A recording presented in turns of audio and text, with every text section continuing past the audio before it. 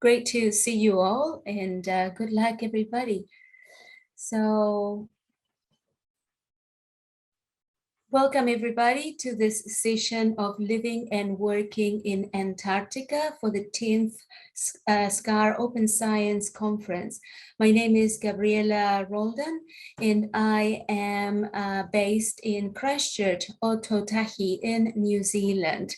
So I give you a very warm welcome in the tongue of the people that arrived to these islands. Tēnā koutou, tēnā tato katoa. Greetings, greetings, greetings to you all, and welcome again to the session. I have the pleasure of convening this block 1 of the session. We have received so many interesting papers that we have 2 sessions of living and working in the Antarctic.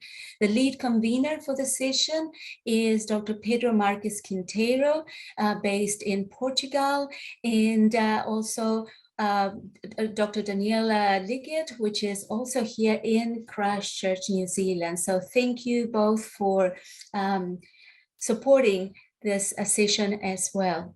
So without further ado, we're going to start with the first speaker of today, which is Jonathan Bennett. And just to give you a little bit of housekeeping rules, if you will, as the speakers, which you can all see them on the screen right now as they are getting ready to present, we would like all the attendees, all the members of the public, to please put your questions on the Q&A box, or feel free to do it on the chat for everybody. We will be monitoring these questions and allowing a Q&A session at the end of the panel. So please don't hesitate to do the input of your questions as soon as possible. So Jonathan Bennett, he has an e-poster, and Jonathan poster title is Long Duration Remote Body Composition Monitoring Using 3-Dimensional Optical Scans, the Austral 3-DO project. Intriguing. So John, the floor is all yours. Thank you.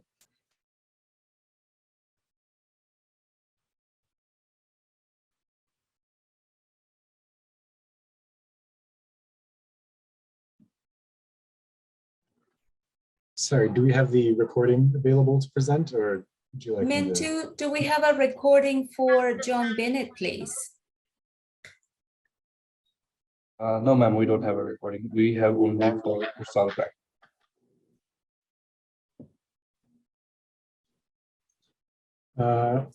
Okay. That is all right. I can go ahead and bring my slide up and just go ahead and do the presentation for you. Okay, are you comfortable with that, John? Sure, that's fine. I have the link, but only to the PDF poster. But I guess you will also have it.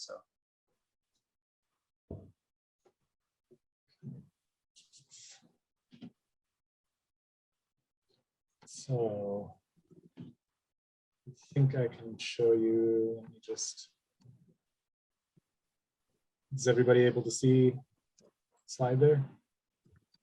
Yes, okay, thank you. All and may I ask everybody else to mute themselves, please, while John is speaking. Thank you.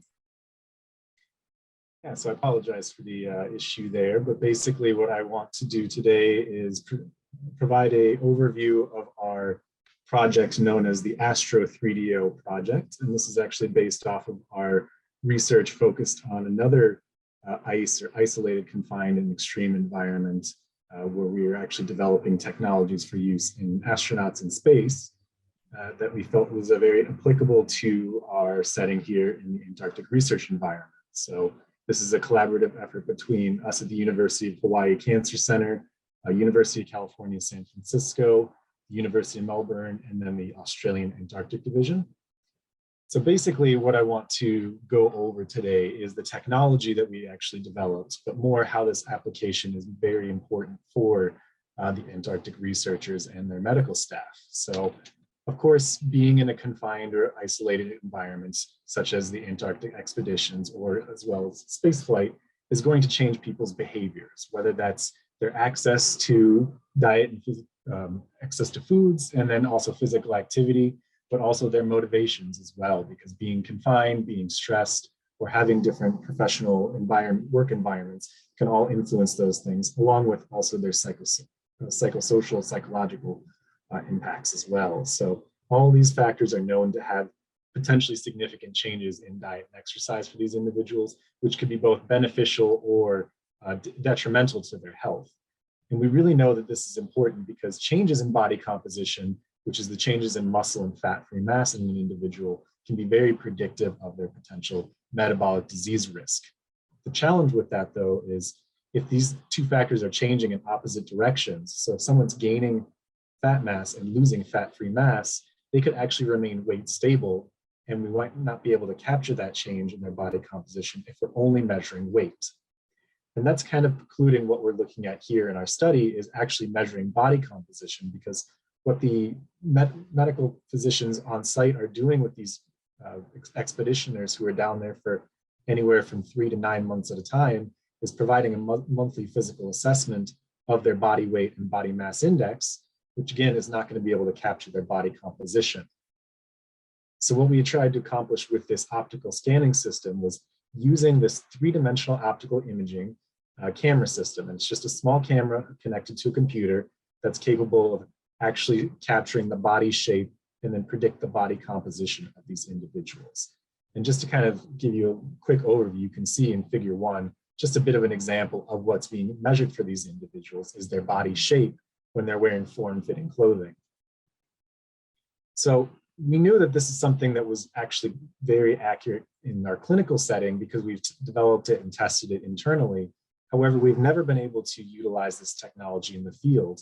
And this is a unique opportunity to test that because we were able to send this equipment and remotely train the physicians on site how to perform the scanning technology. And that's really what we wanted to learn was how effective these people could be taught to remotely do these measurements. So look at the precision of their measurements, and then also use this information because we've already validated it for body composition prediction, how well we can actually track body composition change for these individuals, and hopefully use that to better improve our dietary and exercise consultations with our participants in these studies. So we participated in the study with 2 separate Antarctic research divisions, and it had a total of 22 participants who were recruited for the study. And these individuals were measured over a period of anywhere from 3 to 5 months of time. We used our LiDAR camera system that we developed to make these 3D optical measurements. And then this camera was connected to a laptop that was used to process these images. And there's a number of steps that we use to process them. You can see we have processing software that's known as the Rec Fusion software.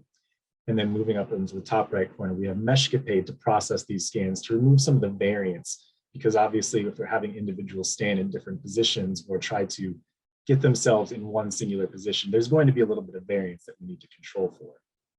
So by doing all of these manipulations to the images, you can see that we put them all into this T-pose where it's very consistent for individuals and helps us look for change in the body composition. Now we took that information and looked at, again, the test-retest precision, so duplicate scans for every assessment, as well as looking for the changes in body composition. So going over to our results over on the right side, you can see that we assessed the test-retest precision on a whole total of 70 paired scans, and the RMSE of 0.7 kilograms of fat mass is actually almost identical to what we've achieved in our laboratory setting. So just because we've developed it in a very controlled setting doesn't mean we cannot achieve this type of precision in the field setting as well, which is very promising that we can train these physicians and they can actually do a really great job of capturing this information. Now, of course, there were some error scans, and I think that's all boils down to they had a very small testing space that they had to utilize. So there are some issues in terms of their facilities, but that's a great learning process for us. And by being able to remove some of these error scans, we were still able to look at successful changes in body composition. And we have some of the results written, but if you look over into the table 2, what we can see here is the average and percent changes for the entire group throughout the study period. What you can see is that the weight didn't change that much. The overall average change was about 0.5 kilo of weight loss for the entire group. And then overall that translated into small change in terms of fat and fat-free mass. But when we go into figure 2, where we look at the actual changes in fat mass for individuals, we can see significant fluctuations in fat mass for individuals, where some individuals gained and some individuals lost. And just taking it back to figure 1 again, we can see visually now there are significant changes to the central adiposity, the fat that's being stored around the trunk or the organs for this individual who gained roughly about 3 kilograms of fat mass over that study period. So even though this individual increased their weight slightly, some of the loss of their fat-free mass from decreasing their physical activity and increasing in their fat mass would be things that we wouldn't have been able to traditionally capture. So this is really a strong proof of concept of this technology, where we're able to see what's actually changing in these individuals and provide that feedback to the individuals so that, again, the physicians on site can provide better coaching for these people and hopefully reduce not only some of their short-term, but their long-term health risks as well. So by using this technology, we can really improve some of the nutritional assessments or coaching that is being performed on site, and hopefully reduce the impact of some of these negative changes in body composition that are a result of behavior changes that can happen in these isolated environments.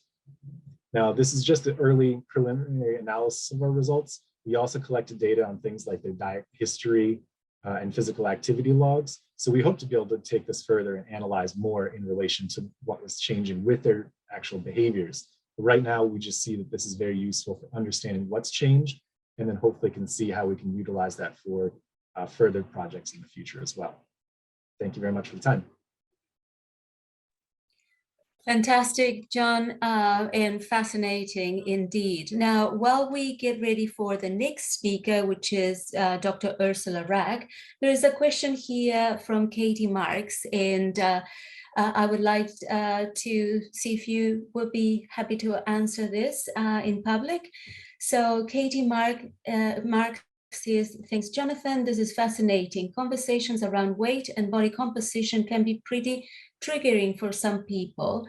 I'm wondering how you manage the psychological aspect of this with participants. Yeah, that's a really important question. Now, in this study, we didn't actually have the images processed to provide immediate feedback, but we do think that this is very important to approach with caution in all settings. So we do a lot of body composition research, and the biggest concern is providing feedback that could be detrimental to someone's behaviors or their psychological health. So we really want the people who are providing this information to be sensitive to the issue, but also be coming from a position of authority. So having these medical professionals be capable of using this information as part of a broader education tool as part of their monthly medical assessments could really be beneficial, because again, it gives more of a concrete change to these individuals, and they can have a better conversation about what needs to occur.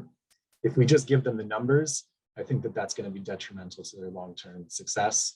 They're not going to know what to do with it, but that's one of the potential technology advantages with this 3D optical scan as well. Seeing the changes physically on the body, understanding what's happening as a part of your overall medical assessment, these can really be beneficial to people and can be very motivational. There's a lot of research that supports seeing this information as opposed to just hearing numbers really can engage people in being more active with their health management.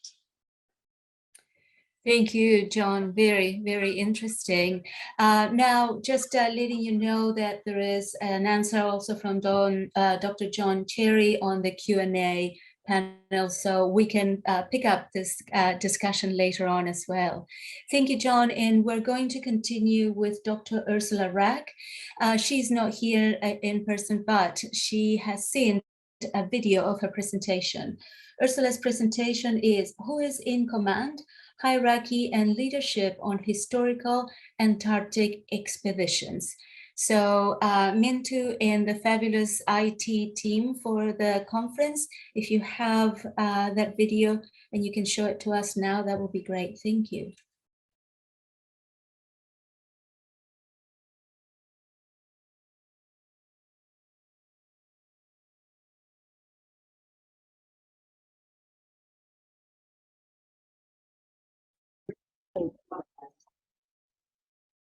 who is in command, hierarchy and leadership on historical Antarctic expeditions, has a historical focus and is not the study of psychology or social sciences. 3 expeditions will highlight different leadership styles that influenced also the course of the expeditions. However, it was not the only factor that affected expeditions. This talk is based on an article I published in 2021 about the complex situation of the Filchner expedition 1911-1912, which I explain in more detail later. 2 other expeditions will show other hierarchy and leadership styles that is much more successful and is still preferred nowadays.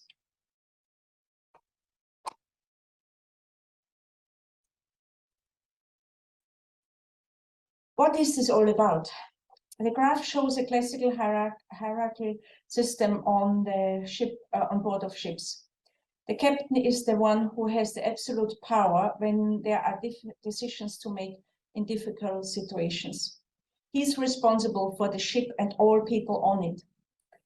In hierarchical order are the officers and the crew. A new situation emerged when the expedition leader and the captain were 2 different persons.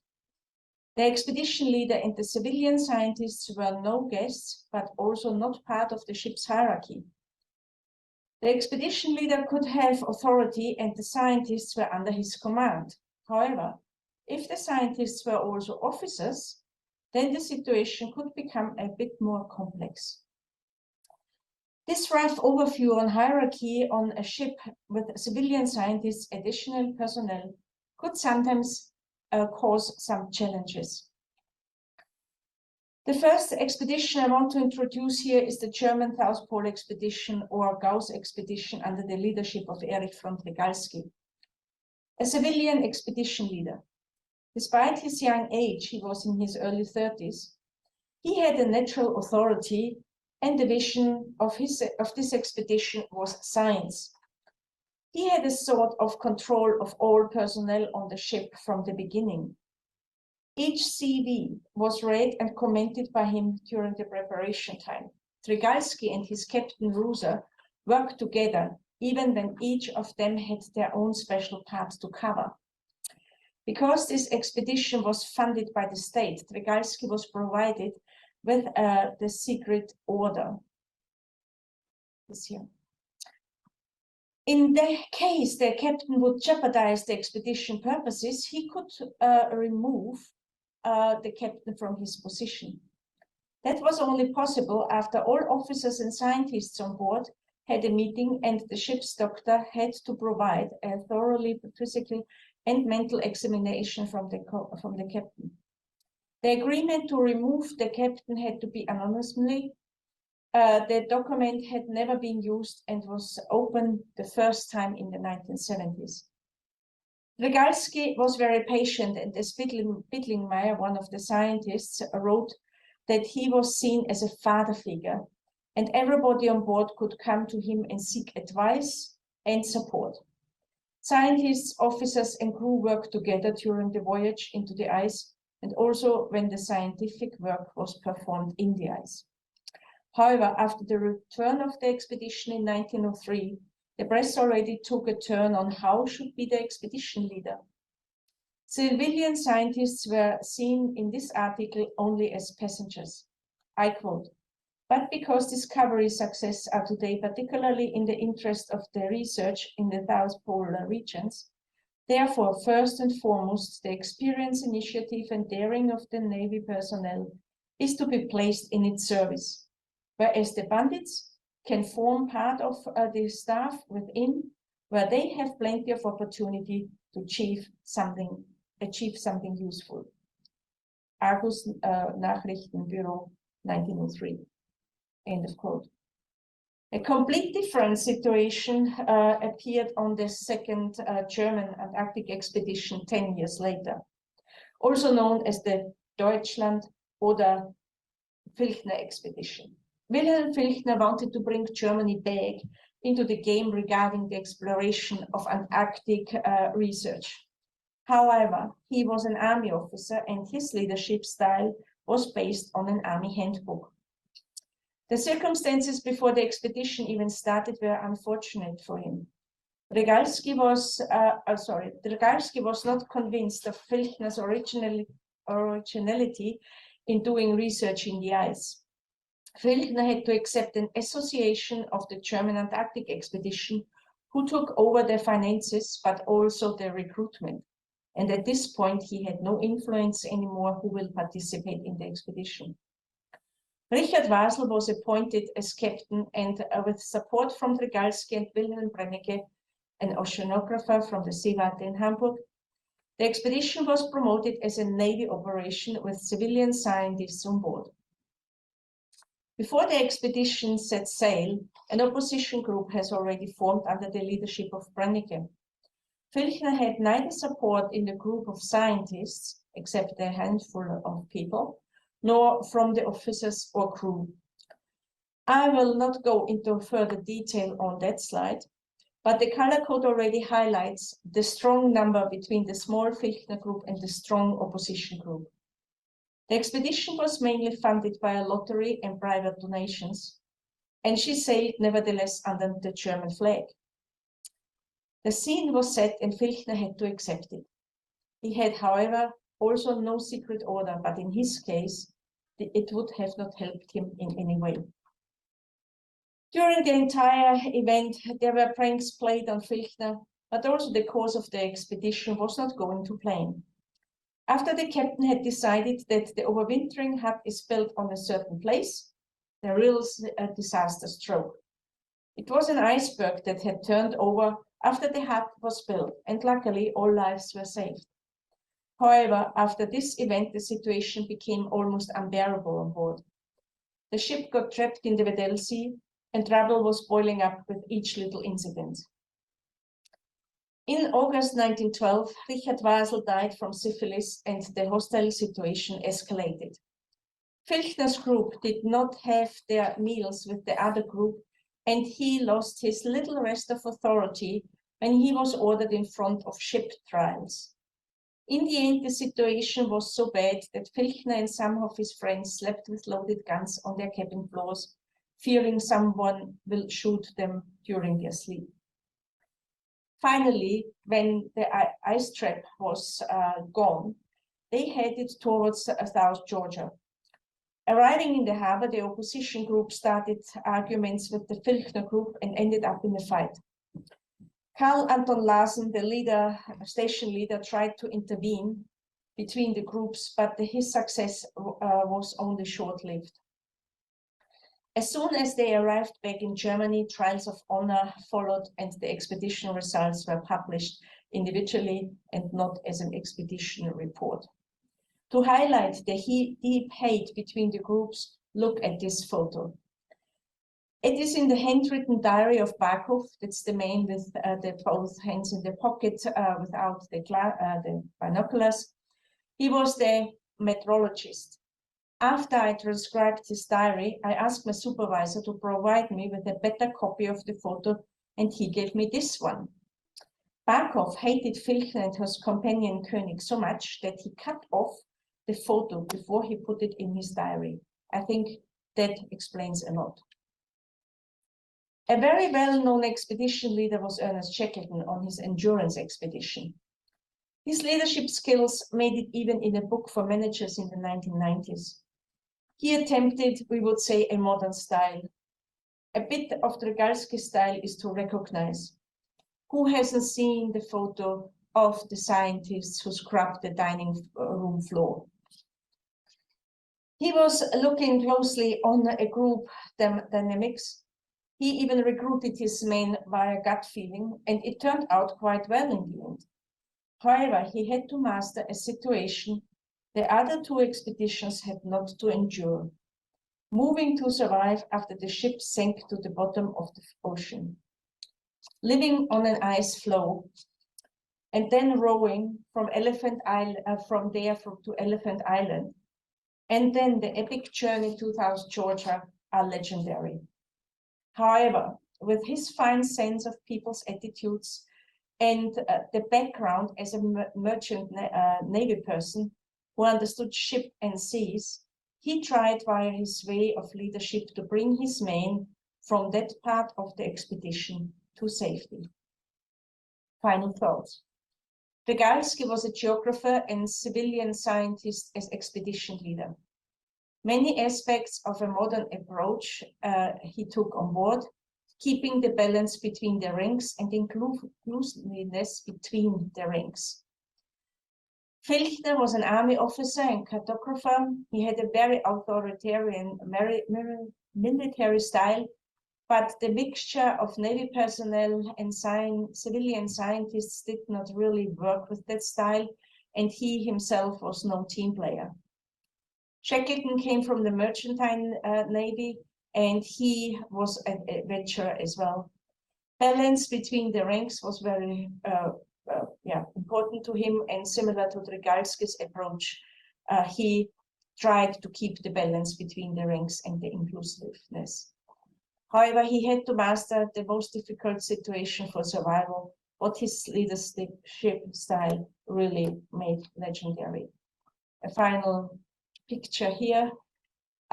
Since March 2022, the Endurance was found on the bottom of the Weddell Sea. His leadership styles were still in discussion and are very, very popular at the moment. If you have any questions to this presentation, please send me an email, what is provided on the first slide. Thank you. Well, thank you very much, Ursula. And I know she will later check on the recording. So this is fantastic work, share with all of us.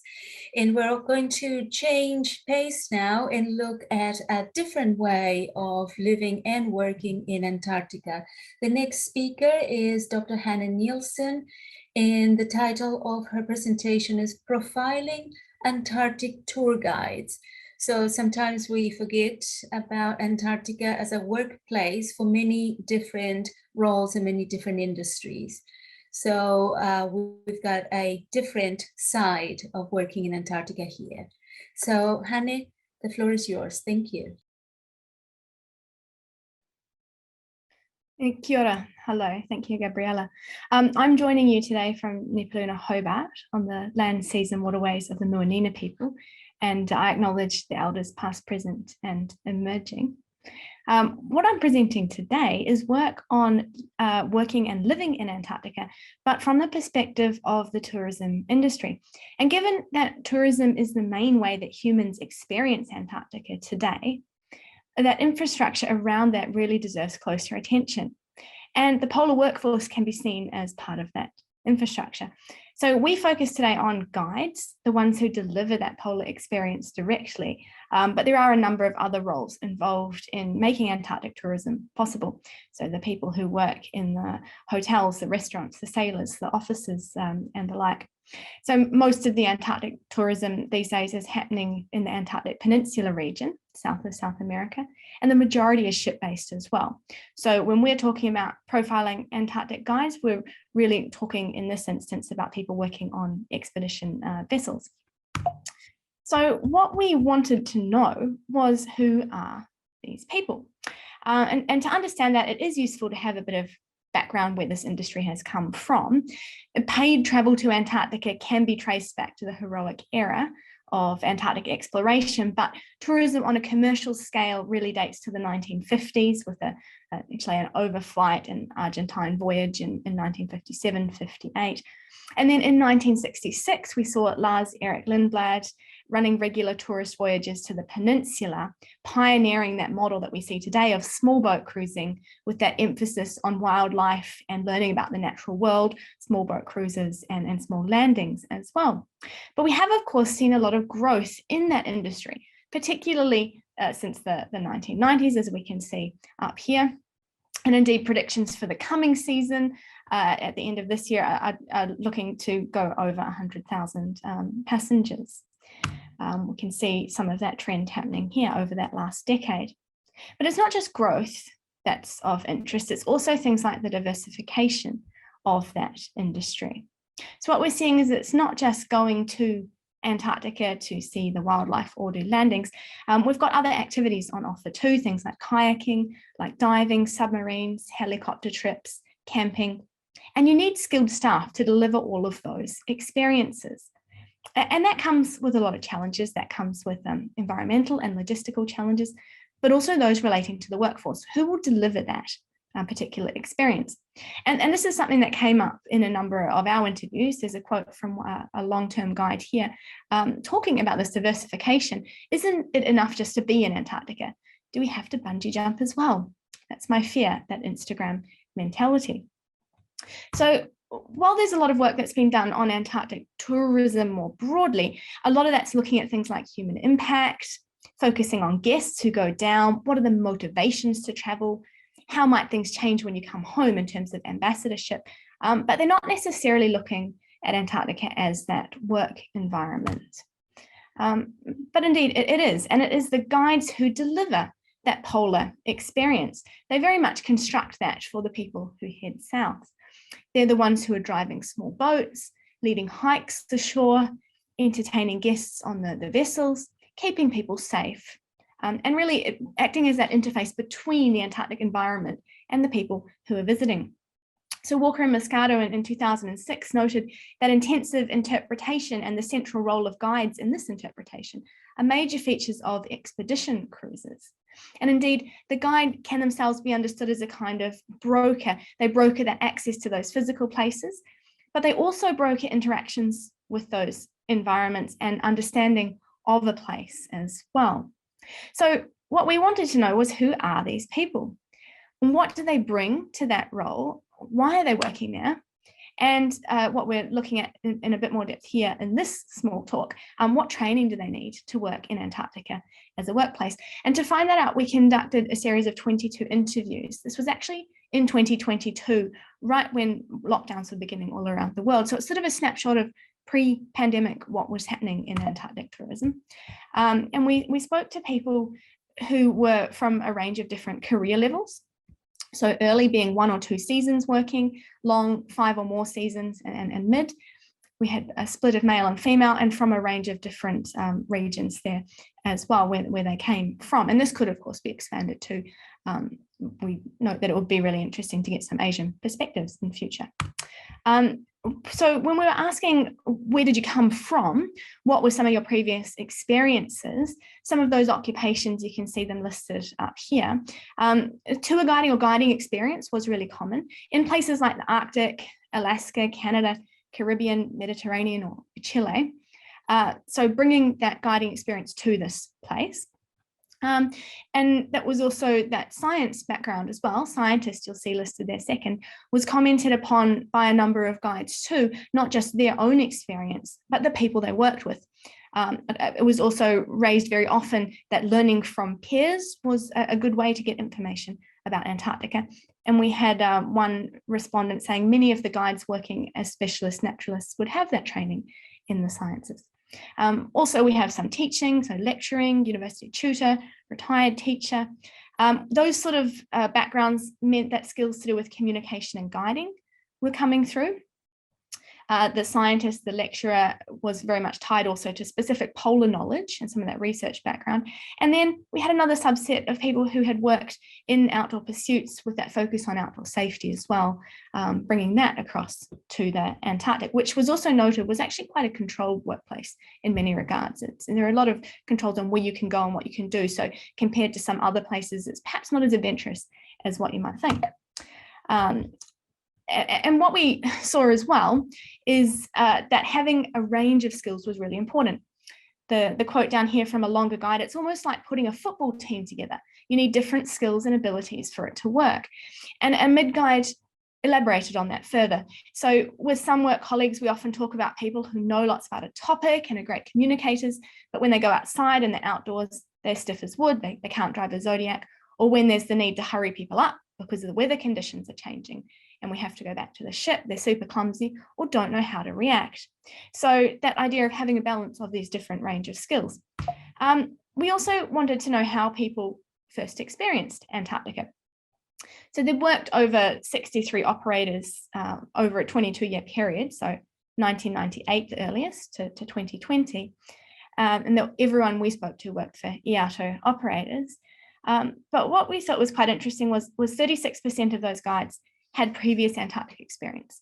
either through national Antarctic programs or as tourists. But 64% visited Antarctica for the first time in that role as a tour guide.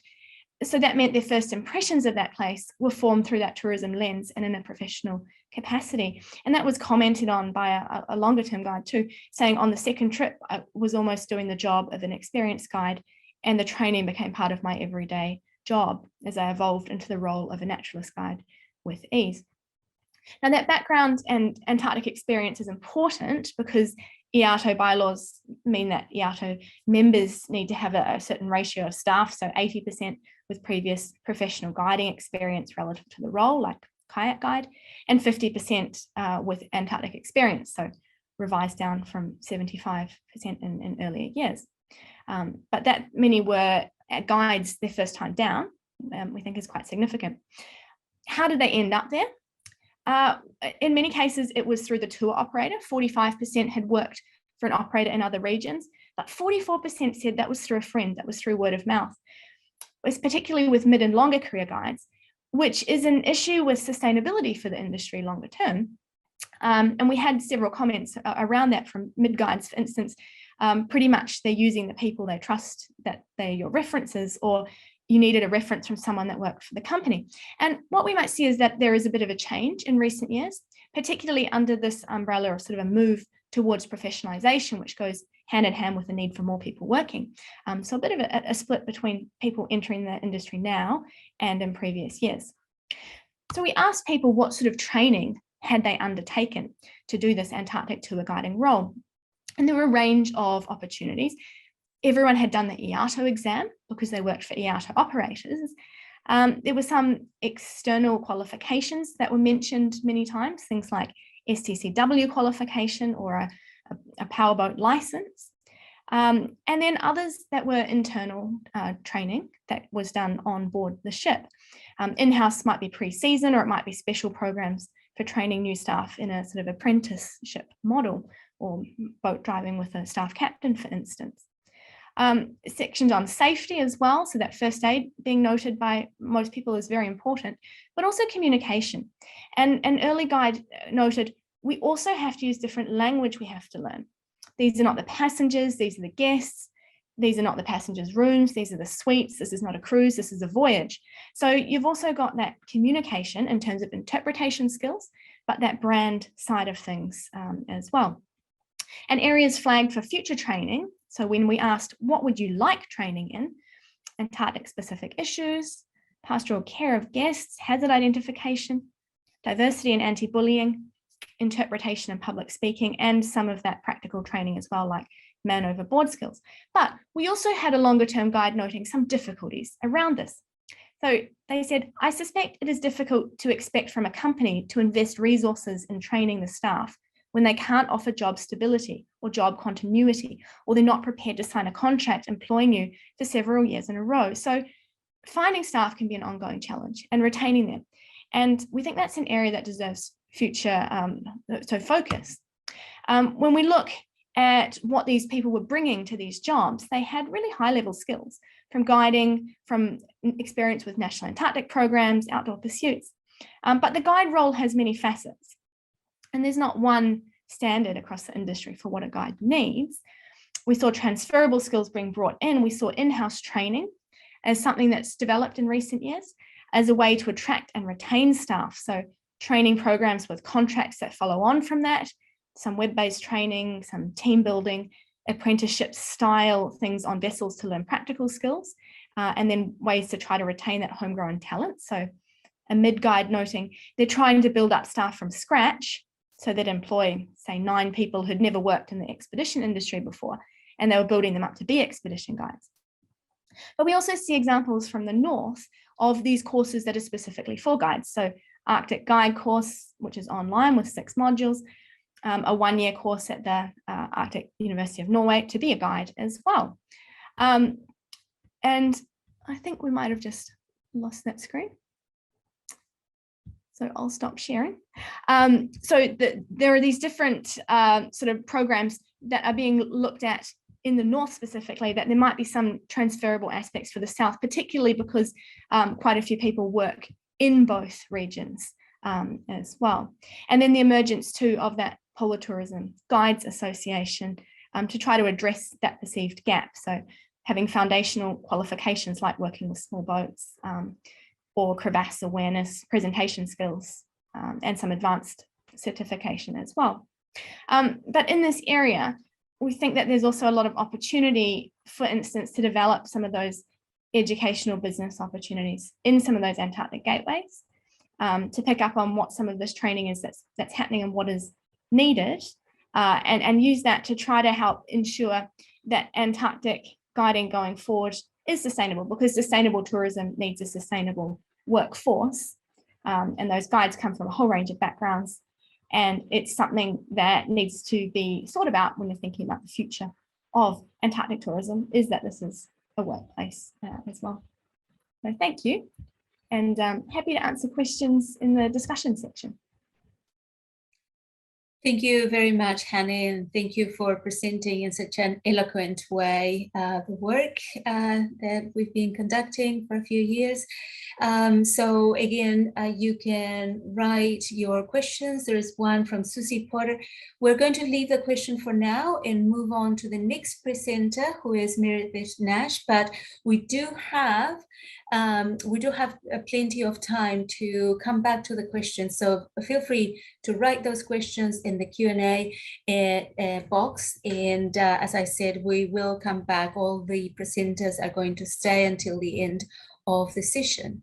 So now I want to move to Meredith Nash. Dr. Meredith Nash is presenting her work titled Breaking the Silence Around Blood, Managing Menstruation During Remote Antarctic Field Work. Thank you, Meredith, for bringing such an important topic to our attention, and the floor is yours. Great, thanks, Gabriela. I'm just going to get my screen up for us. And hopefully everybody can see that. Just wave if you can't. Thanks so much for having me. So as Gabriela mentioned, I'm going to talk about an overlooked dimension of Antarctic fieldwork, which is how expeditioners manage menstruation. So, I mean, why bother even talking about this? Well, for example, you know, women have been doing fieldwork in Antarctica at least for 40 years. But despite decades of progress, women are still significantly underrepresented in most national programs. And managing menstruation remains this overlooked bodily challenge of working in extreme environments. Now, what's interesting is that historically, toileting has been a primary way for men to control access to extreme environments. We've seen it happen in Antarctica, but also in relation to space. So, for instance, until the late 1970s, women were told that they couldn't work in Antarctica because there were no facilities for them on station, and that reads as toilets. Women were similarly excluded from space travel because their male engineers deemed women's bodies as being too hormonal and too unpredictable. So I come to this paper arguing that the continued lack of infrastructure to support menstrual health in Antarctica and elsewhere is a form of sexism that really maintains the lower status of menstruators relative to those who don't menstruate. And you'll hear me use the word menstruator throughout this talk, because of course, menstruation is not only a bodily experience for women, but also trans and non-binary people also menstruate, and their experiences need to be taken into consideration. But often I'll use women because in my study, I only had the opportunity to speak to women expeditioners. So I'm not gonna, there's a huge range of feminist scholarship about menstruation. I'm not gonna talk about it, much of it today, but I just wanna flag that feminists in particular have written extensively about the stigma associated with menstruation and the ways in which, in particular, young girls are taught from a very young age to conceal menstruation, particularly from boys and men. And now there is this like billion-dollar industry built around feminine hygiene and the need for women to smell fresh and to keep clean. So that just forms a context for my talk today. And also, as Hannah mentioned in her talk a minute ago, we forget that Antarctica is a workplace, and actually menstruation at work is also significantly under-researched. And if we think about gynecological health issues like endometriosis, I mean, these constitute significant productivity losses for women at work. And this also applies to Antarctica. And there's very little infrastructure to support these sorts of conversations or initiatives, or even things like menstrual leave. So let's start talking about menstruation in an extreme environment. So menstruation, generally is complex to manage, pretty much because there is limited access to safe, clean, and private sanitation and disposal facilities, especially if you're doing deep field work and working out in a field camp for several weeks at a time. So for instance, in Antarctica, this might be an example of a luxury toilet in your field camp. This is because, of course, in Antarctica, you can only toilet in certain places due to very strict environmental protection laws.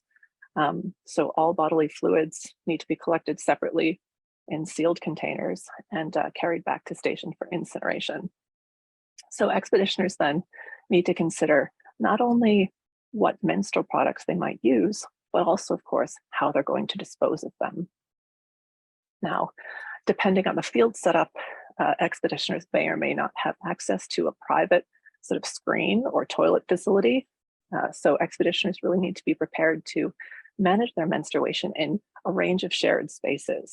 So for women, for non-binary and trans folks, this could be uncomfortable or even unsafe in a cisgender, male-dominated field team. Removing Antarctic field gear is also another important consideration because, of course, expeditioners wear several layers of protective clothing when they're out in the field. So if you're menstruating, you need to be able to change your menstrual products or deal with your bodily fluids in such a way that you don't expose your skin to the cold for prolonged periods.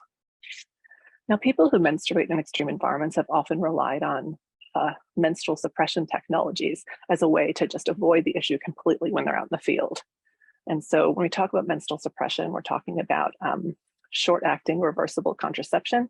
So the combined oral contraceptive pill or long-acting reversible contraception, like an IUD or an implant or injection. Now, contraception is super important, not because it has this important side effect of you don't get a period, but also because, of course, pregnancy is not a good thing in an extreme environment. It's extremely high risk. So there's a strong need to avoid pregnancy in extreme environments. But the thing is that most menstruating expeditioners learn about menstrual suppression from other expeditioners. In most programs, to my knowledge, expeditioners aren't necessarily briefed on menstruation in advance of their deployment to Antarctica. And of course, this is an important issue because if an expeditioner wants to induce amenorrhea, so they want to cease their period, they need at least 3 to 6 months to consider the effectiveness of some of these menstrual suppression technologies before they get to Antarctica, because you want to manage those side effects well in advance of being on your expedition. So now I want to make all of this more real for you and give you some quotes from expeditioners that I worked with as part of my advisory role with the Australian Antarctic Program. And this just brings into focus some of women's individual experiences. So, I mean, as this extract on the slide shows, I mean, women are so underrepresented in polar field work that really no one expects them to be there, hence the lack of consideration around their needs for toileting. And women just really talked about having to figure it out on their own. And, there's just a lot of mental and psychological energy that goes into trying to manage your body in this kind of environment. And also an important point is that without appropriate facilities, women are also socialized to hold it, meaning they just stop drinking water. They don't go to the toilet because they know that they will have no facility to either change tampons or to urinate in the context of a male-dominated field team. And of course, this can cause a range of medical issues. This woman I spoke to experienced direct criticism from some of her male colleagues in the field when she had to have a rest because she had endometriosis. And obviously none of them knew what she was talking about. And she felt very stigmatized because they implied that she lacked fitness for her job. And this really reinvoked that heroic masculinity that is deeply associated with Antarctic work. Participants in my study also noted that managing menstrual health in the field was made unnecessarily difficult, in part because there is this culture of silence around it in most national programs. Several women noted that they'd never discussed menstruation with another woman, basically because they had never worked with other women, but there just wasn't the opportunity. And so again, they just worked it out on their own. So what do women do to overcome these challenges? So participants shared all sorts of creative strategies with me that they learned over many trips to the field, especially when bleeding happened unexpectedly. And this woman on the slide actually made her own detachable undies to manage the situation of not having to take off clothing regularly. And that was just kind of amazing. Now, information about menstrual suppression, as I said before, is often strategically disclosed between women. So most women I talked to had never heard about menstrual suppression until they had talked to another woman expeditioner. And this really speaks for the need for national programs to provide this kind of information to expeditioners well in advance of a deployment so they can make informed choices about their bodies. But of course, women talked a lot about the risks that are associated with various menstrual suppression technologies. And this is really a standout because several women had stopped using these methods because of breakthrough bleeding. So just this kind of irregular spotting. So, women talked about the fact that, if they took the pill for too long, then they would just bleed a very small amount constantly while they were in the field. And this was just unacceptable. But also women just observed menstruation's social invisibility. I mean, not only in the field, but also on station, given the wide availability of condoms in first aid kits, whereas tampons or any kind of menstrual products are never really that available. So based on this, my study shows that women undertake additional physical and psychological labor to manage menstruation while also doing this incredibly demanding work in an extreme environment. They change their menstrual products without privacy or adequate sanitation. They often carry bloody menstrual products around with them in the field for weeks at a time. They improvise menstrual products when none are available. They keep products in their bodies for longer than recommended because they don't have a place appropriate to change them. And they also alter their hormonal balance with medications to make menstruation less inconvenient. So national programs really need to destigmatize menstruation on a number of fronts. First point of order is really to ensure that we're building inclusive field environments. We need to update field manuals to include relevant information about toileting and menstruation for all expeditioners. This really needs to be taken as seriously as having appropriate field gear. So pre-expedition health education should also include menstrual health, not just for people who menstruate, but for everyone, especially male field leaders. Toilet stops should be standard operating practice because, again, it's not just women that worry about going to the toilet. Lots of expeditioners worry about going to the toilet, and we really underestimate how much people worry about it. We want to ensure that we're making, for example, period underwear part of field gear, because that's been a real game changer for expeditioners. Giving people appropriate information about menstrual suppression, making menstrual products freely available with no gatekeeping. Again, menstrual products in field first aid kits make menstrual products as available as condoms on station and in the field. And also we want to ensure that our field leaders are engaging their teams in critical dialogues about toileting and menstrual health, because it's really not up to people who menstruate to raise these conversations. It's a leadership issue as well. And of course, any discussions of menstruation or toileting really need to include gender diverse people. That's absolutely essential. And I'll just quickly show you that I updated the Australian Antarctic Program's field manual last year to include a lot of these topics around toileting and personal needs. And this is just a whip through some of the new topics that are now in the field guide. So I treated it like an FAQ section about, literally, how do I make a determination about which menstrual products to take south? What does it mean? And I also added information about sexual harassment in the field manual, which is another conversation, but also incredibly important as part of this a gender equitable field environment. So the whole point of this is we want to fix the system, not the menstruators. Thank you so much. And if you're interested in the full paper, I'm happy to send this to anybody who's interested. I'll stop sharing. Fantastic. Thank you, Meredith. And thank you for bringing such an interesting and sensitive topic to the discussion. I hope we get many questions in the Q&A. Now, we're moving on to our next speaker, which is Emmanuel Sultan. Emmanuel will be sharing the talk with Rachel Pratt. I believe, Rachel, you will be presenting the slideshow. So if you have the presentation ready. Fantastic. And Emmanuel is presenting. Yes, thank you very much. Go ahead, the floor is all yours. Thank you very much.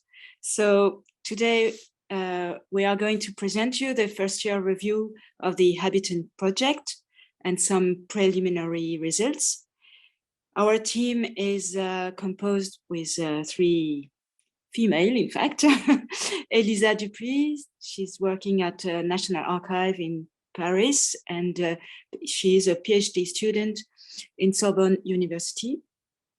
Rachel Pratt is a student in École pratique des hautes études en sciences sociales and in le laboratoire d'anthropologie sociale, also in Paris, and myself in the National Museum of Natural History, based in Paris, but I am based also in the Marine Station. Next, please. So this first year, the Habitant project is to inhabit it and be inhabited by Antarctica. It's a program that is running from 2021 to 2024. It has been submitted to the French Polar Institute in 2019, accepted in 2020, postponed to 2021 due to COVID pandemic. This work had been inspired from different field experiences, from art, earth science, monitoring, heritage program, testimonials from the field also. It has an inter and transdisciplinary study by design. It is, sorry, an inter and transdisciplinary study by design, mobilizing the earth science, archaeology, anthropology, skills, attitudes, techniques, and experiences. With this program, we question the access to, practices on, and definition of the Antarctic field that is considered as the Antarctic continent, but also Southern Ocean and the subantarctic. Next. The objective of this program is to develop a reflective process on the praxis of our professions related to the Antarctic, to stimulate a dynamism in humanities and social science and a dialogue between the disciplines and the professions that work together in the southern field, definition of which requires further reflection indeed. And 3, to test methodologies resulting from participatory action research, mobilizing people concerned by this field in or ex situ, in its tangible or honorific manifestation. And at least to federate an inter and transdisciplinary French-speaking research community on humans on the Antarctic in the broader sense, in a slow and sustainable open science approach. Next. Now I will present on the behalf of Elisa Dupuis her work from heritage to archaeology through archives in 3 phases. The phase 1 of this work has been made in Kerguelen, Iceland during a heritage mission. It has been the opportunity for first contact with the archives and archives of relationships to places. And the picture you can see is examples of the hut notebooks. And next. The phase 2 of this research is the Polar Archives at the National Archives of France in different places. The first one was in the so-called Dacoy, which is the place where the archive are stored in the Indian Ocean in La Réunion Island, and also in the Archives Nationales near Paris in Pierrefitte. Next. The third phase is an ethnographic navigation that has been done this year in Terra Delhi and all up to Dome Sea. Next. The fieldwork has been run between mid-December to early March this year. It has been done through a previous quarantine in Hobart, 14 days. That is absolutely part of this work. And Elisa came in by the third rotation, R2, and came out of Antarctica by R4, which is the fifth rotation. It took 2 times 6 days on the boat, on the astrolabe boat. And the gateway is Hobart. Then in Adélie Land, the Dumont d'Urville station and Robert-Gilyard station, known also in the old time by Prudhomme, for the one who knows this area. So with a total day of 26 days. And then the traverse during 10 days, that is the starting from Prudhomme to Concordia. And the timeline, which is a little bit small, but you can see the diversity, the different location that had been through this ethnographic navigation. Next. Observation on archival practices had been made with some questioning, how to track the movement of paper archives produced on site. What about the digitized and natively digital archives? And what about private and informal archives overall? And an ethnography on inhabiting Adélie Land on Sea have been surveyed on the embodied relationship to places with some pictures, and one is taken from the archives, the right picture. Next, I give the talk now to to Rachel. Go ahead, Rachel. So hello everyone. First of all, I would like to thank the organizer of these open conferences and all the other participants for their presentation, and thank you for listening. So since and the complexity of sending people over there, even for scientists, for example, me, I haven't gone yet to Antarctica, even if I really would like to. The regular method of anthropology known as observation cannot be the main method for this research. What could appear as a problem is actually an opportunity to redesign ethnographic tools according to the role of anthropology. On this basis, Chevalier, Buckles, and Bourassa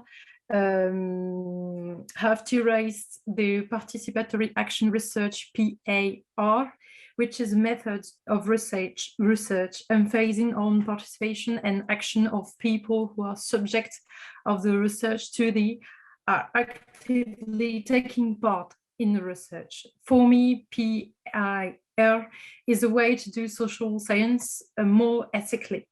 Based on this approach, I create a plan named Logbook. Logbook volunteer among people sent to Concordia Station and Dumont d'Urville Station have to register their every social interaction on it. They have to do so every Tuesday from the moment they learned they would go to Antarctica to a few months after their return from Antarctica. In this methodological design, people concerned by the research are participants because they are the ones who create data of the research. Once the data have been produced and anonymized, it's analyzed collectively during workshop with the participant and by the network analysis applied in anthropology method. The aim of Logbook and its analysis is to observe interactional variation between people sent to Concordia Station and Dumont d'Urville Station and their close one to examine the effects of distance on relationship.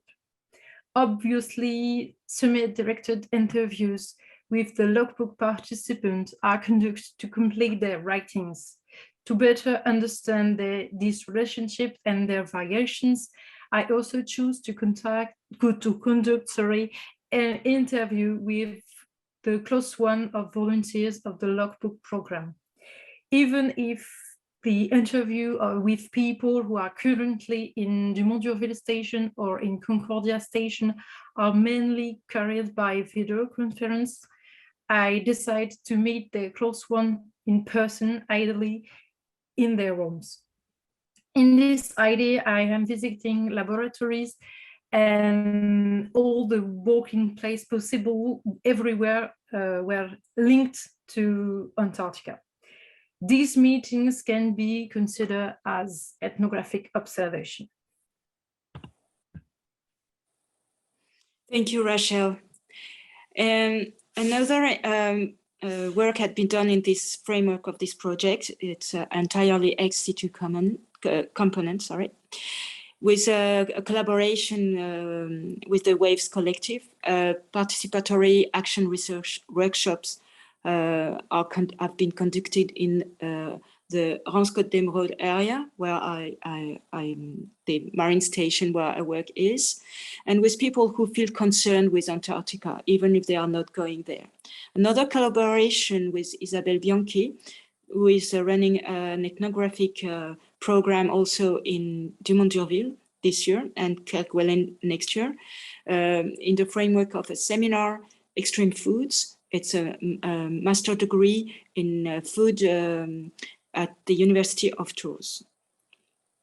Thus, this project allows us to highlight that the articulation between working space, living space, fantasy space, in situ, ex situ, low tech, high tech are often blurred and need further investigation. Next. So in conclusion, some preliminary results. This first year has demonstrated through the fieldwork and East Antarctica that Antarctica is a site of inter and transdisciplinary studies, including humanities and social science, which allows studies to be carried. Sorry, I have messages that bother me a little bit. And thank you, Gabriela. So, which allow studies to be carried out in a laboratory type context. That is to say, low noise, so less interference with the usual reality of modern life. The second is that it has been enabled to prove that the field experience exceeds the geographical location and multi-size and embraces other modi operandi than the scientific one, implying political, legal ways of being in the world at different scales, and the personal and the collective. And three, has allowed us to demonstrate that inhabiting Antarctica can also be done ex situ, as for those close to the participants and those who work on the implementation of the Antarctic seasons, administration, logistics on land, diplomacy, decision makers, and staff of the Terre Australe et Antarctique Française, the National Archive, the French Polar Institute, etc.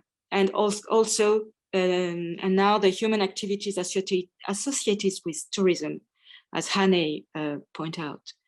As permitting this work also permitted to establish a multi-stakeholder working group on the subject of the human presence in Antarctica in the broad sense and its future, which might have an impact on issues of sustainability on Earth. Next. So I would like to thank you all, and also my young colleagues. That is for me the opportunity to give a sort of next work on Antarctica after my long time as a physical oceanographer and climate scientist. Well, thank you very much.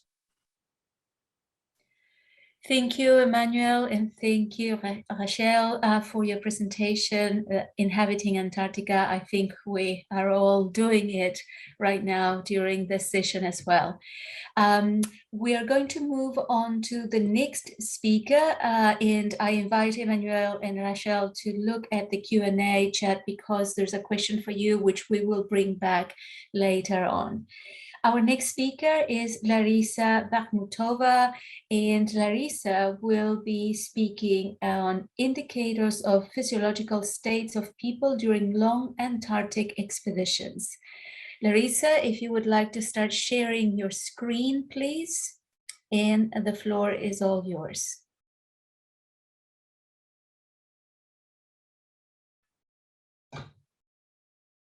Also, keep in mind that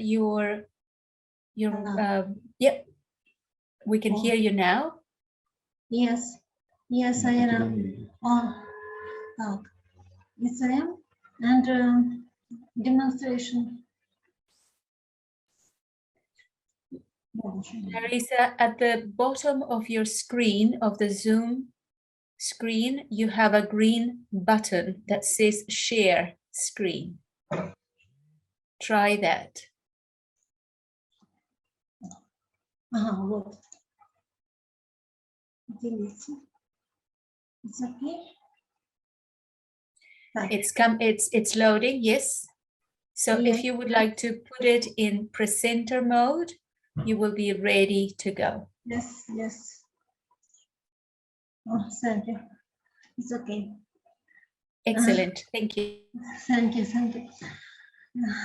Hello, dear colleagues. My name is Larisa Bakhmutova, and I'm working in National Antarctic Scientific Center of Ukraine, J.S. Kostyuk Institute of Psychology of the National Academy of Pedagogical Science of Ukraine, National Antarctic National University of Ukraine of Physical Education and Sports. Let me introduce our common presentation with Professor Oleg Pokhon about indicators of physiological states of people during long Antarctic expeditions. I'd like to give you some background information about the Ukrainian Antarctic Academic Vernadsky Station. It's located in West Antarctica, close to South Polar Circle of the Galindes Island, 5 kilometers far from Antarctic Peninsula. The location of station you can see on the map. This is a permanent Antarctic station, and each year 12 to 13 people are work at communicate in isolation from other world. Well known that the long stay in extreme natural conditions and socio-spatial isolation of a small group leads to physiological and psychological state changes of team members. This is characterized by psychophysiological and psycho-emotional stability, such as reduced performance, grumps and depression, slow activity. This may lead to self-isolation and formation of microgroups, which affects both to health and personalities' interaction in isolating group. As a result, we have the transformation not only of human health, but also of the psychophysiological state. That's why we monitoring of physiological and psychological indexes is an important part of assessing the condition of expeditioners in extreme conditions of Antarctica. Excuse me, Larisa, excuse me. Are you moving the slides? Because we only can see the first slide. So if you are transitioning your slides, we haven't seen that yet.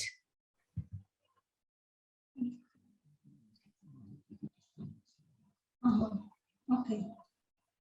Okay, it's okay? Excellent. Yes, now we can. Thank you. Okay. This was a monitoring. This was a monitoring of physiological and psychological indexes is an important part of assessing the condition of expeditioners in the extreme condition of Antarctica. On the basis of the express method of the scaled self-assessment, we provide the monitoring of dynamics of expeditioners' physiological state during 1 year of work at the Antarctic station. 1 year team was consist of 12 members.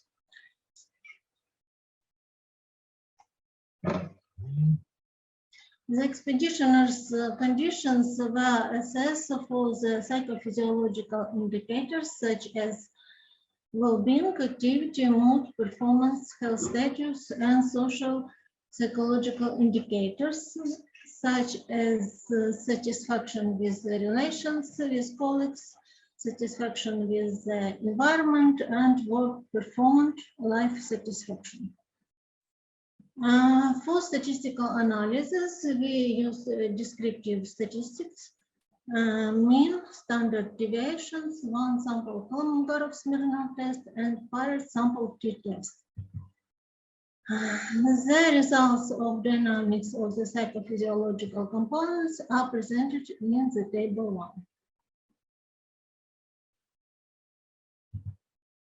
On this picture, you can see that all 5 self-assessment indicators of the psychophysiological component of the expeditioners' psychological states rise significantly during the first 4 months, April to July, compared to the results obtained before the travel of the Antarctic station.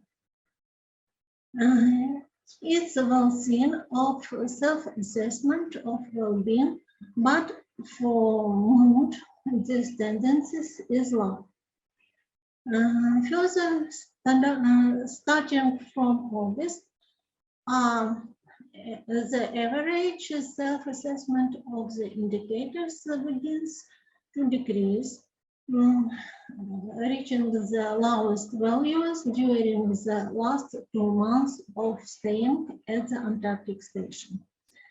The most significant decrease is for self-assessment of well-being, performance, and health if we compare it to the highest average date for the team. The next table 2 shows the dynamics of the social physiological indicators. The next picture shows the parameter satisfaction with relationships with colleagues at the beginning of the expedition increased insignificantly if we compare it to the start of expeditions.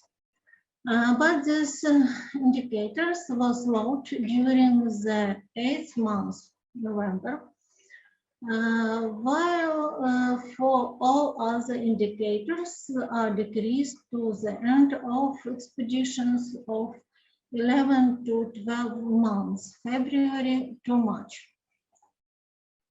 For our opinion, this negative influence of the expeditioner's psychological state is due to long team staying and working in isolation group. The indicator satisfaction with environment, unlike all other indicators, did not increase, but even decreased in the first month of beginning at the Antarctic station. We think this indicator determines the most sensitivity for stress of expeditioners with a period for the first step adaptation when arrived to the station.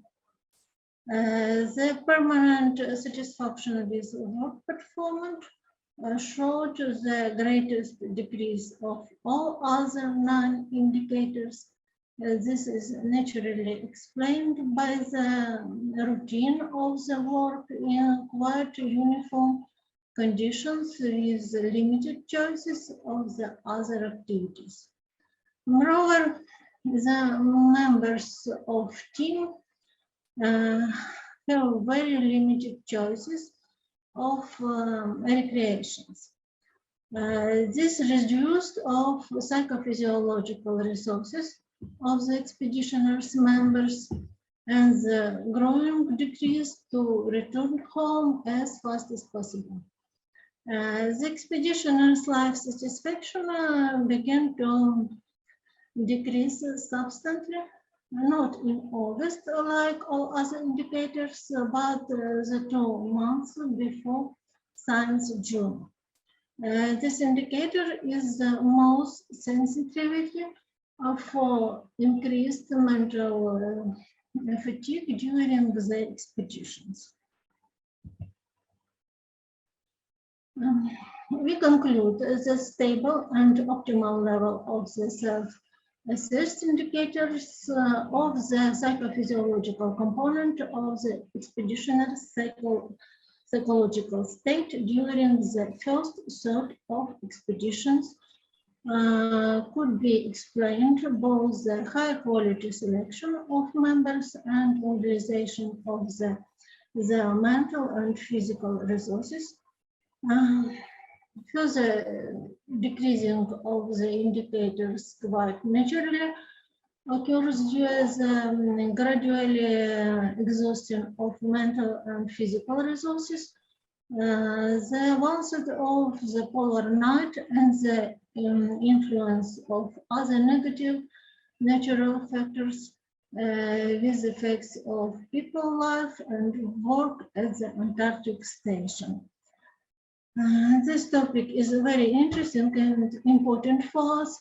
That's why we have prospects for future resources in this year. Certain peoples take part in 27th Ukrainian winter Antarctic expeditions, and we provide the monitoring of the psychophysiological states as well. Thank you for attention. Thank you all. Thank you, Gabriela.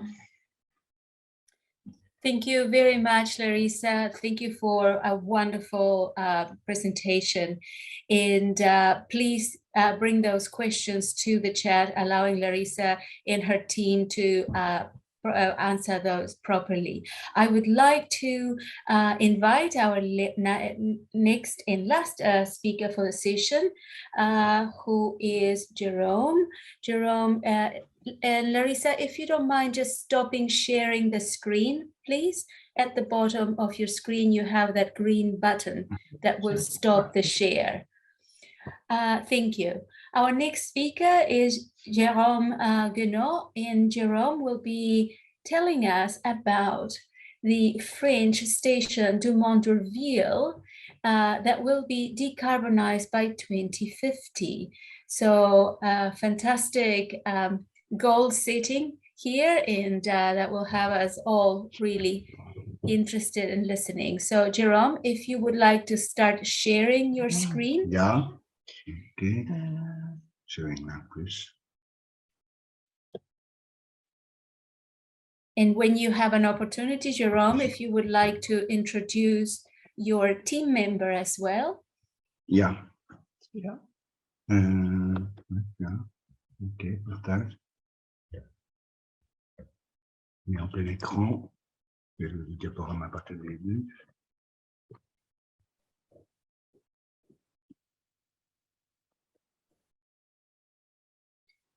Okay, Jérôme, we can see your presentation, and now it is in presenter mode. So the floor is yours. Thank you.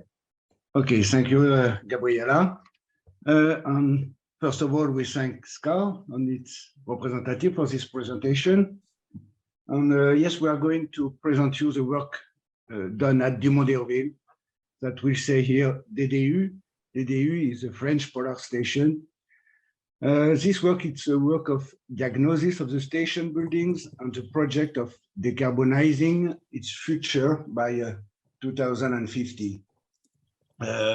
These studies were commissioned by the French Polar Institute, IPEV, in 2019, and were conducted on site during 3 months by architects, Catherine Ranou, beside me, and myself in association with the engineering companies TESS, which is represented by Tom Gray. This is a very famous engineering office. They have studied a lot of prestigious buildings all around the world, like the Vuitton Foundation in Paris, for instance. And the engineering company RF Elements, represented by Benjamin Zimmerman, famous too, and as well as Lab, which is a Britain architectural laboratory, young architects located in Brittany, and Catherine Proux, which is an architect specialized in heritage conservation.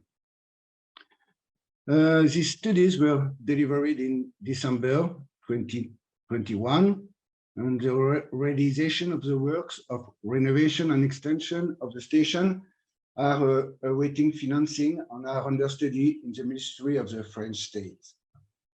So, the French Antarctic system on DDU, the DDU Antarctic station du Mont-Durville, so is located on Petrel Island, which is a part of an archipelago, the point geology, located at the edge of the continent.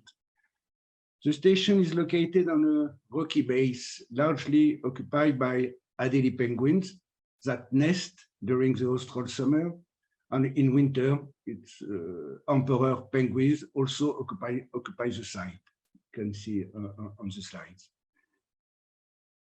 Even though the station benefits from less extreme temperature constraints than in the interior of the continent, but it's subjected to the violence of Kabatic winds, more than 250 kilometers per hour recorded at DDU.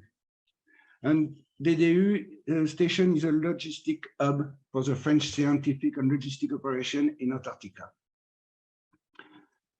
In 2019, the IPEF, the French Polar Institute, launched a public tender for the survey of the renovation of the aging DDU station.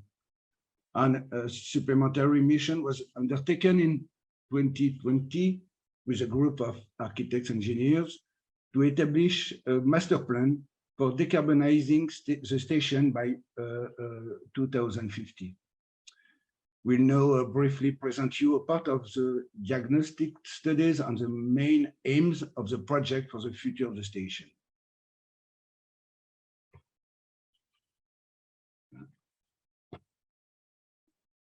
Gray energy. The counting of gray energy consumed is primordial. The most important gray energy factor in Antarctica is transportation. Any material brought in has already consumed its oil. So the objective of zero carbon consumption on site for the renovation of project has to consider the gray energy. And also the DDU station is marked by a singular architectural heritage. The Mare Hut, which still exists, it's a classified heritage building and a memorial of the first French settlement in Antarctica. And it was the first place for emperor penguins observation too. Other buildings, such as the Spares, designed by the very famous engineer Vladimir Vodiansky. He was a collaborator of the famous French architect Le Corbusier. So he has designed the Spares, but we can find on the station the Philod, still in use. The Philod were designed by Ferdinand Philod, and Valets too.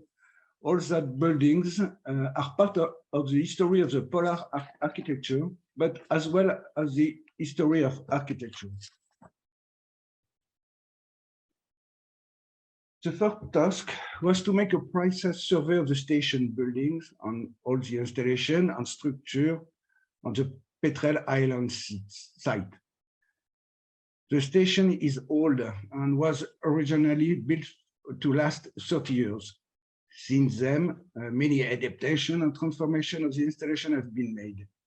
And it was therefore necessary to model all these successive adaptation and renovation in BIM, which is building information modeling, and to implement them in a step landscape. So the tools required for this survey mix low-tech and high-tech. Measuring instrument for indoor and outdoor wall temperature measurements, but also areolic measurements, PPM measurements, envelope vibration, and so on. But we used also differential GPS and thermal camera, and to handwritten surveys and autograph drawing as well. We also conducted research in the IPEV archive during 2 months. All these statements have allowed the constitution of digital models in the Revit. Revit is a software for building information modeling for the future exploitation of the data. You can see a model, a Revit model on that slide. In conjunction with these methods, map of movements of animals, humans, vehicles, and maps of animal occupation at the site were developed. The data were collected and modeled in collaboration with scientists prior to departure for DDU, and with those present during the 2019 and 22 summer campaign. Finally, interviews were conducted with summer and winter campers on the use and practices of the site. Photographic atlas of all buildings and facilities, interior and exterior, have been produced using a shooting protocol. A master plan. The constraints in Antarctica, and at DDU in particular, are changing. Wind direction are changing. Rainy episodes have been occurring for several years. The relationships with animal life has changed. And the Paris Agreement and the climate law impose new wave of doing things, and in particular to envisage a zero carbon future for the station. We must get rid of our dependence on fossil fuels, and it's now necessary to take into account gray energy in all construction projects. This new factor is essential in Antarctica. At the same time, we were asked to increase the station capacity and to renovate the existing building. To answer this imperative, we have considered from the survey made in situ to densify the logistic, living and laboratory facilities in the north of the island and give land back to the animal and science where possible. And if it's necessary to build, it can only be done through using already developed buildings to avoid consuming undeveloped land and with the help of restoring land to reduce the anthropic impact. So renovate existing buildings in order to reduce the carbon footprint, gray energy linked to supply, recycle or dismantle obsolete buildings, renovate existing buildings to reduce the energy consumption, and project passive buildings with zero fuel consumption, and limit new construction. Also limit the use of thermal engines, travel and lifting equipment, and use soft transport like cable transport, and limit the use of helicopters and so on. And provide to thermal, acoustic, and light comfort, but also offer places of relaxation and intimacy. You can see on the slides. Detail of new construction. So I've set the project combining high-tech and low-tech. High-tech is an upstream detailed description of the works needed to renovate or build. And we use a BIM process where each building or installation of DDU is a digital model with associated descriptive data on the constituent element of the model. So it allows the sending of a digital file for the cutting in situ of wood panel with CNC machines. These machines work to the millimeters and permits dry assembly without hardware and allow on-site transformation. It's modifiable, transformable, and adjustable components on-site. We have been attentive to weight, material saving, and design for on-site implementation without specialist knowledge.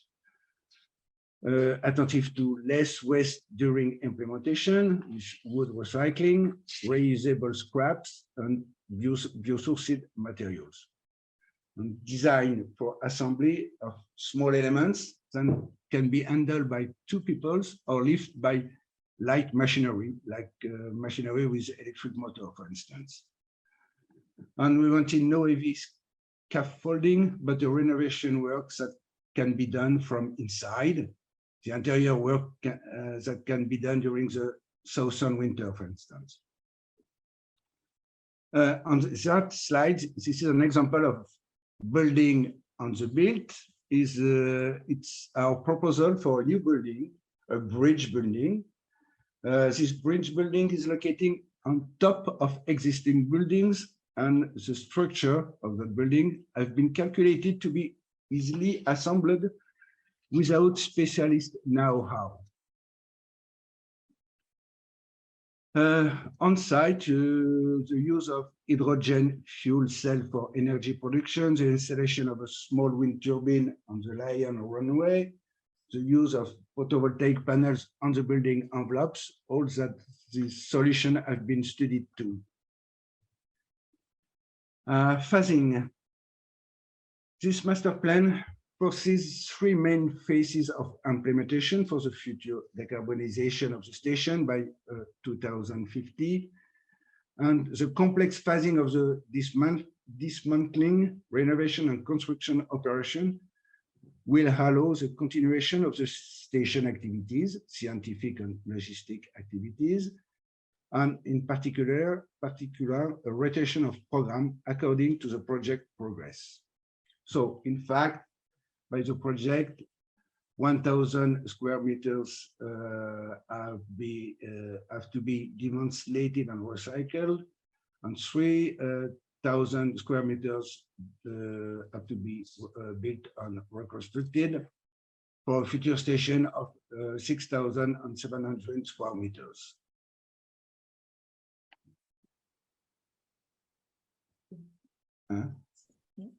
Okay, we thank you for your attention. It's finished now.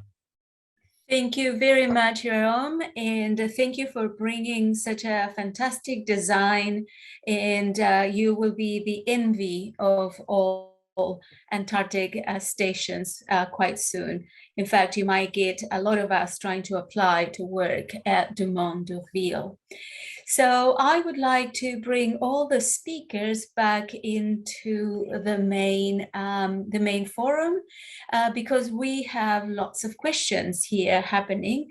There have been questions happening on the Q&A box that some of them have been answered, but also there have been questions from the panelists to the other panelists. And I think there will be lots of really interesting conversations going on. We've got just under 20 minutes to start with.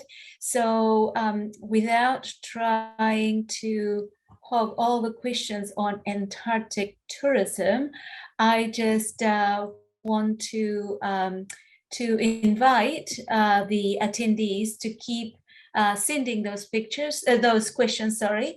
And I would like to start with a question here from Daniela. Daniela, if you would like to ask your question, you have a question for Meredith, right?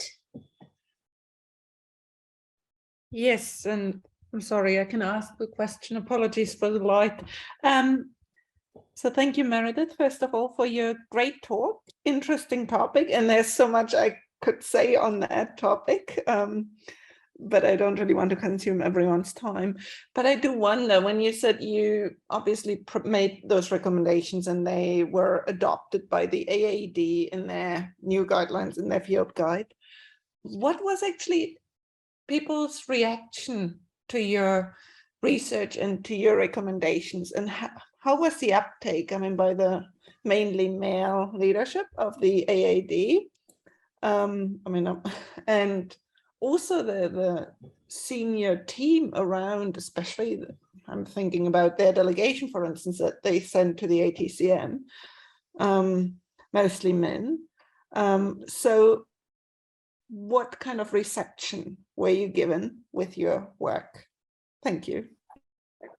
Oh, thanks, Daniela. That's a great question. And it's, yeah, it was a bit awkward, to say the least. In general, for example, the director of the AAD is super supportive. I mean, he was, most of those senior male leaders had not necessarily thought about some of these issues, but were really supportive in terms of implementing some change. I actually had the most difficulty because the AAD is part of a government department. I actually had the most trouble changing the guidelines in relation to the sort of middle level of management in the department. There were sort of all these protocols that took me, it was actually it was no problem to collect the information or write the information, but actually getting approval to put it in from many levels of sort of middle management took me months. And so that was an intriguing experience in bureaucracy. In terms of the reception, I think that women in particular, were thrilled because this is an obvious source of inequity. I think some men have been confronted, but also befuddled about why we would bother even talking about something like toileting, so basic. And that's my point, that it's these sort of very mundane aspects of daily life that we do actually need to talk about, and it's super important. So overall, it was a really positive experience, but I learned quite a lot. I thought it was going to be a very simple thing, just updating a field manual. It was not simple at all, but I've done it. So if anyone else wants to do it, please copy the model. I'm happy to share information and give you some insider tips. Thank you for pioneering such a good work. We all appreciate it. I just want to bring a question from anonymous attendee that it is for Emmanuel and Elisa and Rachel. And the person is referring to Elisa, who is not here, but I hope Emmanuel can answer this question. It says, thanks, Elisa. This is so exciting. I think many of us struggle to secure Antarctic fieldwork opportunities for people in the social sciences and humanities. What is your advice in terms of communicating the importance of this to national Antarctic programs? Well, thank you for this question. It's really a challenge, in fact. It's an ongoing challenge. It has taken persistence and work, and those words are from Elisa herself, to work to make explicit the value of access to the field for the humanities and social scientists. And the explanation of the research devices used and the ethics of the practice are essential elements for that. And in fact, it's a sort of training and pedagogy that has been involved and still on to just make people that are not very well aware about what is humanities and social science to explain that the embodiment is very important. And it has to cope also with the very heavy constraints that are more and more complex, even by COVID, and the expense of the cost of the petrol to go down, and that even if the Polar Institute, the French Polar Institute in our case, is very supportive and very demanding for that, they have to face very challenging complexity that even we have to reduce the amount of people on base And as long as we don't have an observatory type of research that are always maintained, it will be still tough. So it's an ongoing process, and also be able to understand both languages. I mean, from exactly science or historical geophysical science and humanities and social science that I very, with a lot of modesty, I tried to do for a while. Thank you. Thank you very much, Emmanuel. I think that is something that most social scientists and humanities face.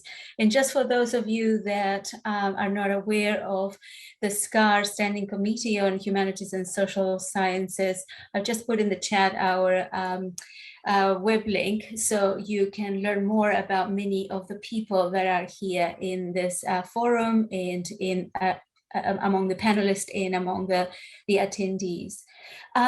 There's a question here for Javier, from Javier Alejandro Sanchez Moreno to John.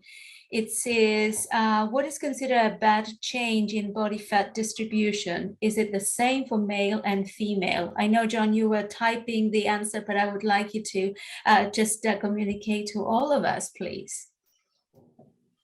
Yeah, absolutely. I tried to put as much information in the chat as possible. So if anyone wants a little bit more detail, but you know, it's very individualized in terms of that response, because fat gain is based off of a variety of different factors, cortisol levels, overeating, poor diet. So it's really difficult to say that just a gain of, even if we said 1 kilo of fat mass could be bad for some, but not as bad for others. If they're maintaining their physical activity, they're just eating a little bit extra, that might not necessarily be the worst thing that happens. So we really have to monitor what's actually happening from a full health encompassing perspective. What has changed in their dietary habits? What has changed in their physical activity?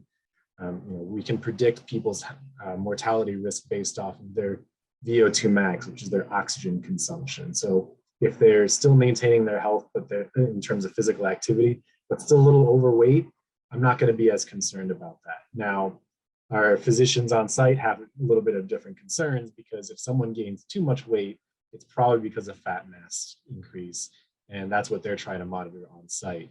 But we're really trying to balance all these different factors, because it's not just about what's happening in the short term, it's really about that long term. And I hopefully stress that in my presentation as well.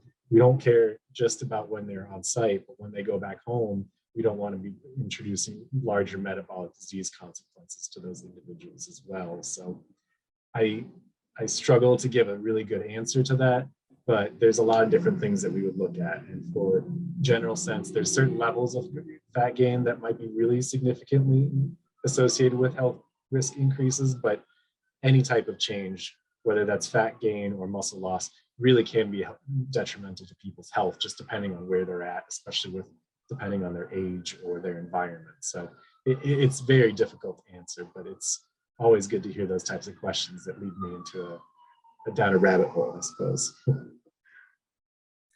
Thank you, John. And I have a question here for Jerome. Jerome, it says, how do you think decarbonization of station will impact the way expeditioners think about their own impact in Antarctica and the motivation to essentially to be there?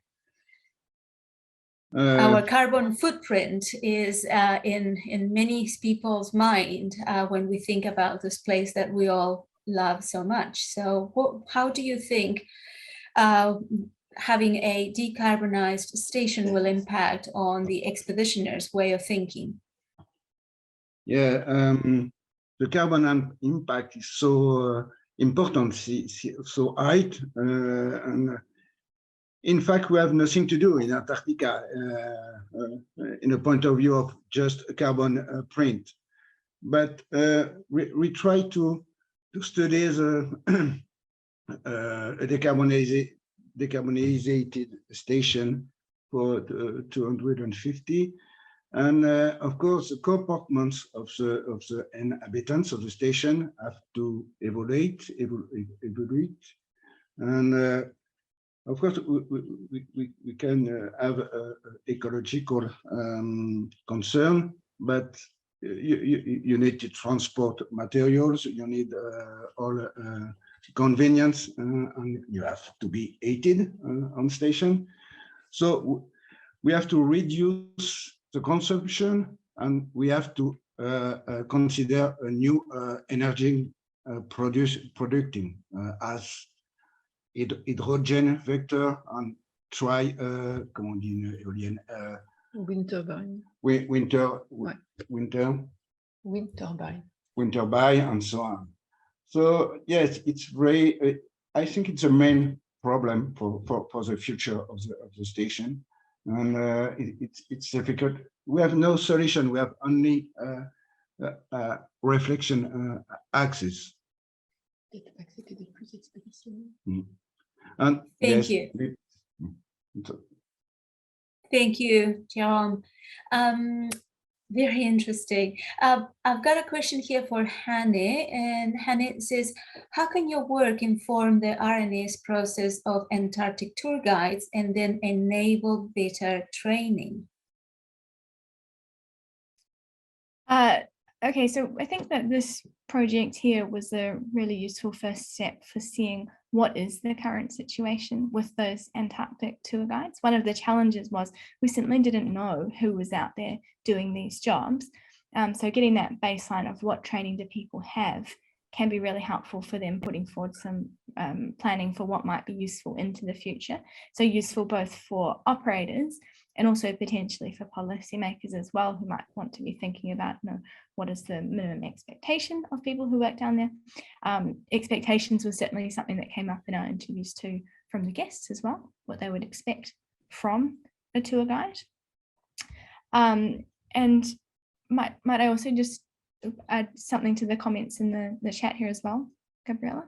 I'm not sure if everyone can see the questions there, because there are a few questions there about some of those interactions as well, interactions between tour guides or tourists and people on Antarctic research stations, which until recently was something that did happen. COVID, of course, has changed how things operate in the Antarctic, but that was something that was really quite important for showcasing the science that was happening, but something that, where national Antarctic programs interface with tourism, how is that being curated as in you're presenting your scientific program?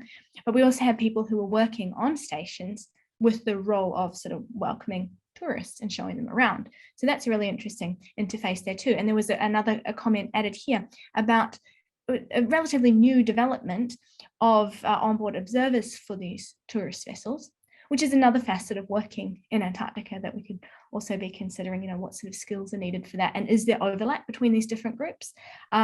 Because in many cases there was with the guides, people who'd previously worked in Antarctica with national Antarctic programs, bringing those skills to the guiding. And in some cases going back and forth, but often starting as researchers or with national Antarctic programs and moving into that guiding space. Thank you, Hanne. That is something we've just noticed, that not everybody can see the answers of those questions that were posed on the chat. So thank you for expanding there. Daniela, it seems that you have a question for John. Go ahead, please. Sorry. Thank you, Gabriela. No, I had a follow-up question after Javier's very thoughtful question. Actually, when you spoke about the problems relating to obviously gaining fat and health issues, I had to reflect on the diet and the nutrition that's usually available at Antarctic stations, which is not really the best and healthiest in terms of maintaining peak performance and your body in the best possible condition. So I wondered whether, in line with what Meredith did with the AAD, whether you're thinking about,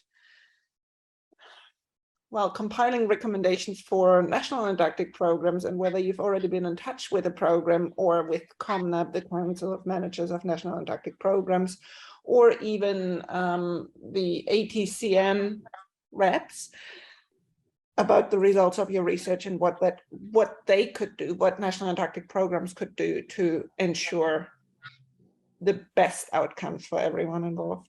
Thank you. And obviously that doesn't go, that's not just about nutrition, it's also about, well, work-life balance, stress management,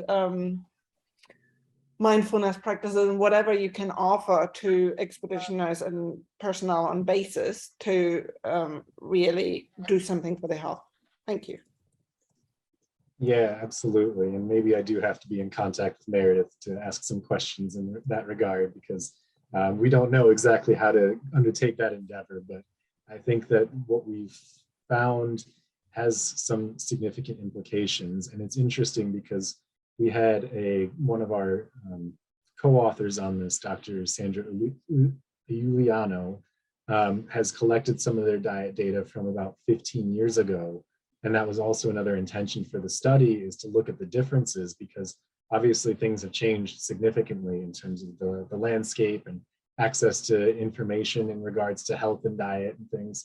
So all of that can really be very informative in terms of what will potentially be the guiding foundation of how we make suggestions to the Antarctic region groups. And so hopefully when we get some of this information analyzed, we can take that information and make some suggestions or try to guide some of the nutritional recommendations. But of course, we also realize that we're very much restricted based off of what you can bring in terms of payload and in terms of what can be actually produced there as well. So there's a lot of challenges that from my perspective as a nutritionist, I don't fully understand because I haven't been in that experience, but we will certainly do what we can to try and support staff down there as much as possible, because we understand those challenges are significant.